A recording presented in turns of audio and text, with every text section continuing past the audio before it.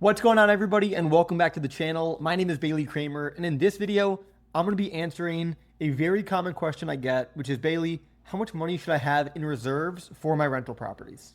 So without further ado, let's go ahead and jump in.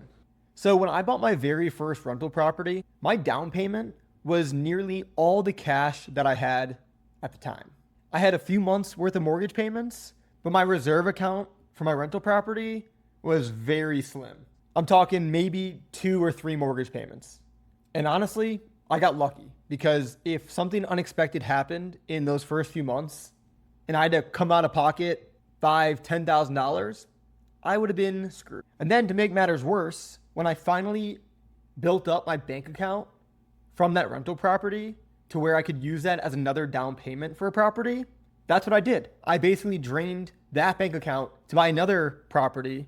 And then I had 2 properties with very little cash in the bank. Now, luckily, no big repairs were required in the first few months, so I survived just fine. But looking back, it was very risky. The reason I did it is because I just wanted to scale and reinvest the capital. And I think there is a time and place for it.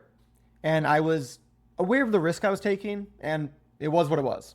But today, I'm still in scale mode.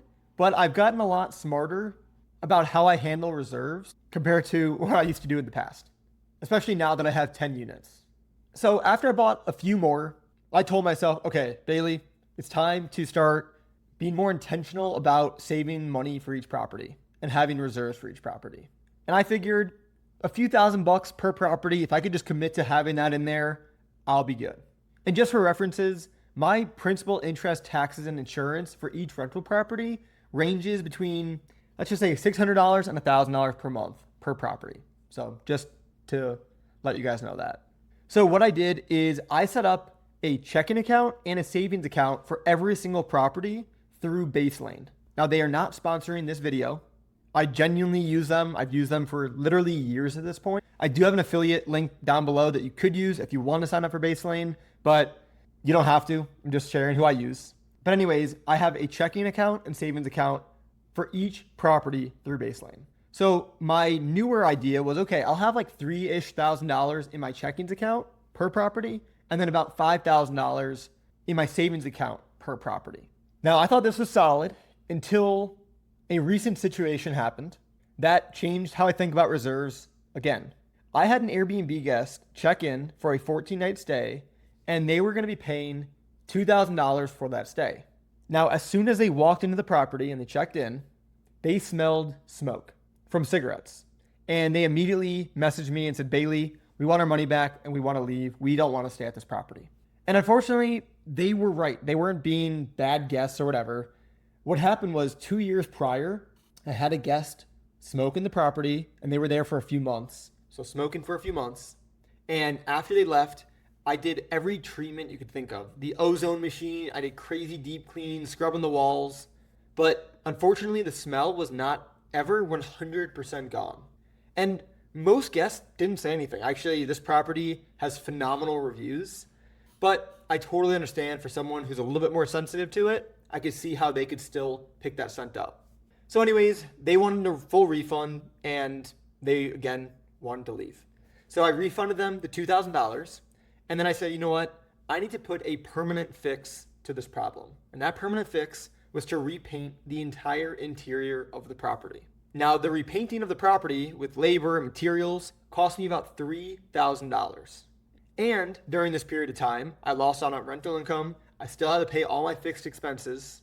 So ultimately, this one issue cost me about $6,000.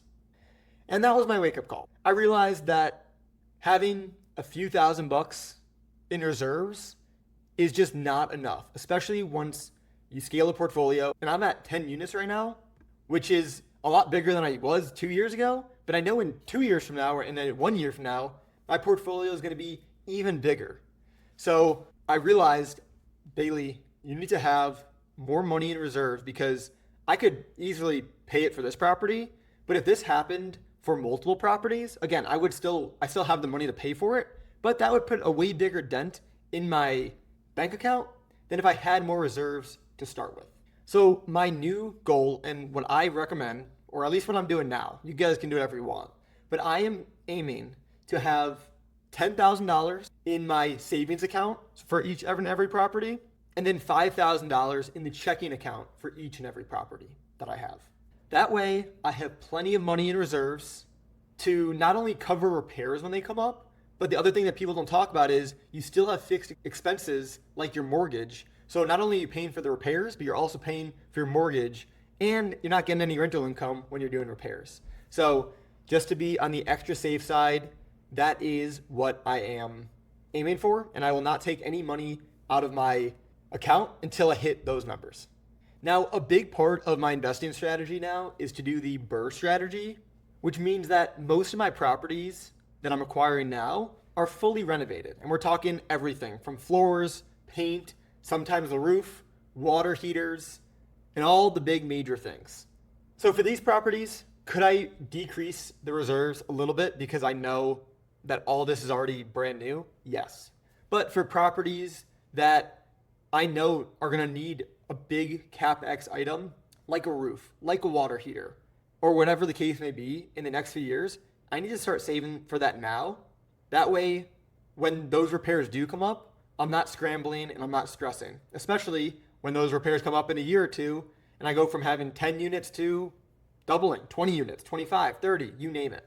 So my takeaway is there isn't really a magical number of how much money you should have in reserves. At least I haven't found that magical number yet. I do hope though that from the story I shared about having to repaint the place, that you guys are aware that that money can go pretty quickly. So it's always better to be safer than sorry. And obviously I took a lot more risks in the beginning of my real estate journey. And I think risk is part of the game, and I will continue to take risks. I don't think you can be a real estate investor without taking risks. But I think it's also important to say that you can take calculated risks, and that in the real estate game, having cash on hand will solve a lot of your problems when things go wrong. So let me know in the comments below, how much money do you guys like to keep in your properties for reserves? And if you guys got any value out of this video, give it a thumbs up, subscribe, do the whole thing, and I'll see you guys in the next video. Peace.